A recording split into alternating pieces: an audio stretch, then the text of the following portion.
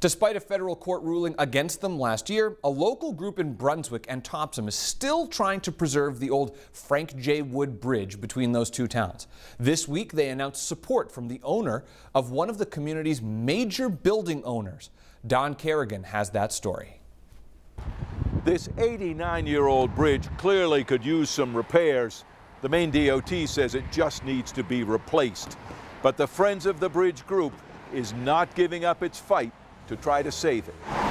The old bridge is busy. It is the main link between downtown Topsham and Brunswick. Those who want to save it say it's a symbol of the two towns and a part of local life for many. Well, we love it personally, right? It's like a friend across the river. Karen and Jeff Munson may live closer to the bridge than anyone. He's an engineer and says he's grown fond of the old bridge. As a structure, and I've seen what you can do when you rehab a bridge like this, they're pretty awesome. History and economy may be at the heart of the battle over the bridge. Supporters, including two national preservation groups, took the Maine DOT to court to block plans to replace the Frank J. Wood Bridge. The judge ruled in favor of the DOT. Now the Friends of the Bridge group has appealed that ruling and is getting help from the owner of the old Fort Andros Mill, the largest commercial property in downtown Brunswick. Waterfront Maine says the bridge links its mill and the other old mill across the river into one historic district. And the company's historic consultant says saving it matters.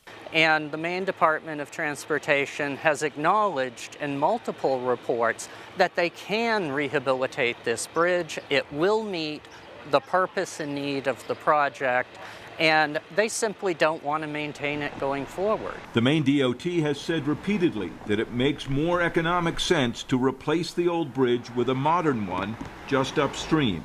The DOT said today nothing has changed with regard to the thorough analysis, consideration, and the decision to replace the bridge. And at the Frontier Cafe in the old mill, they have a front row seat to the river and the bridge and hope it remains. And I saw pictures of the proposed new bridge, and it just looks like a basic highway overpass kind of bridge, you know, nothing special to it.